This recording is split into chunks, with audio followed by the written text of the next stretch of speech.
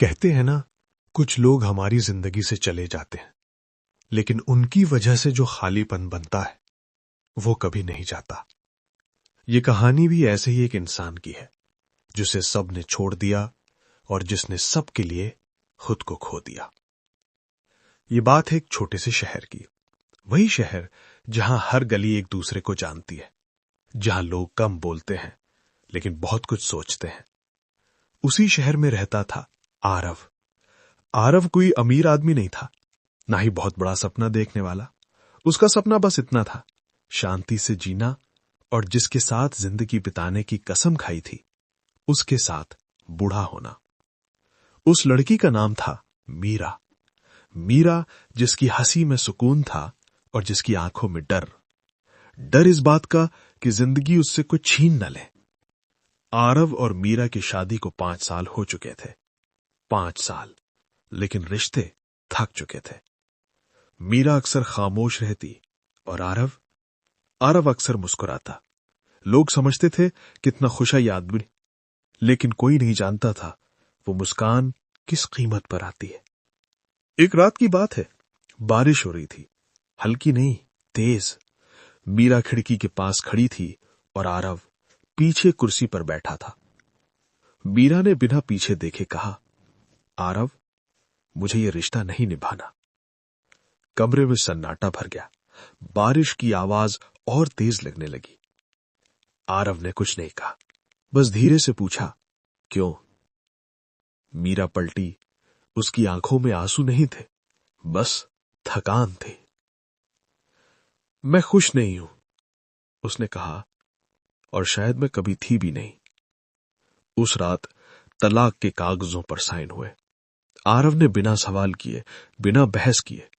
जब मीरा ने हैरानी से देखा तो आरव ने बस इतना कहा, अगर मेरा साथ तुम्हें दुख देता है तो मेरा चले जाना ही ठीक है।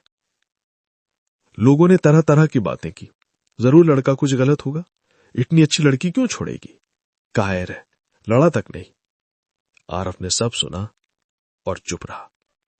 मीरा शहर छोड़कर चली गई, नया काम, नई जिंदगी।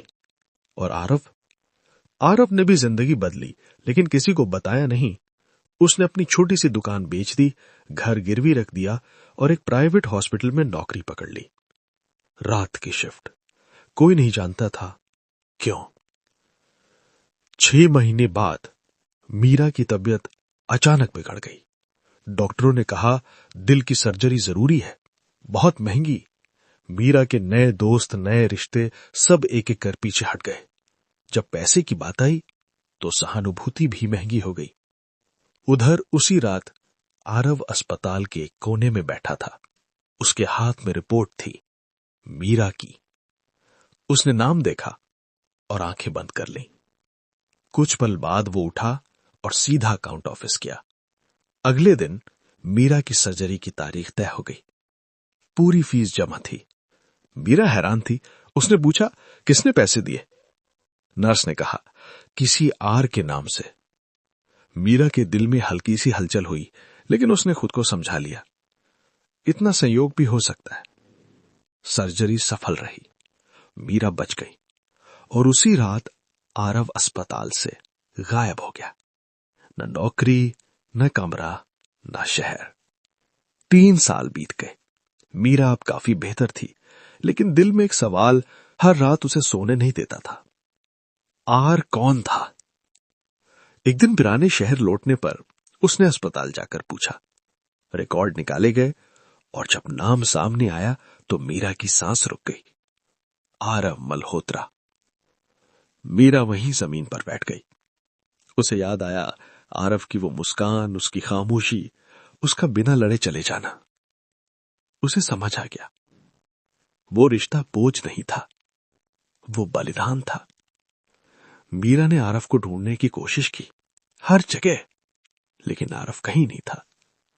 किसी ने कहा उसने शहर छोड़ दिया, किसी ने कहा वो बहुत बीमार था, और किसी ने कहा कुछ लोग काम पूरा होने के बाद दिखते ही नहीं। सालों बाद एक स्टेशन पर मीरा ने एक आदमी को देखा, कमजोर, थका हुआ। लेकिन वही आंखें। मीरा दौड़ी। आरव। आदमी पलटा, मुस्कुराया। आप गलत पहचान रही हैं, उसने कहा, और ट्रेन में चढ़ गया। मीरा वहीं खड़ी रह गई। उसे समझ आ गया, कुछ लोग वापस आने के लिए नहीं होते, वे बस आपकी कहानी बदलने आते हैं। कहानी यही खत्म नहीं होती, क्योंकि हर रात जब मीरा आईने में खुद को देखती है तो एक आवाज सुनती है, अगर कोई तुम्हें खुद से ज्यादा प्यार करे तो उसे खोना मत।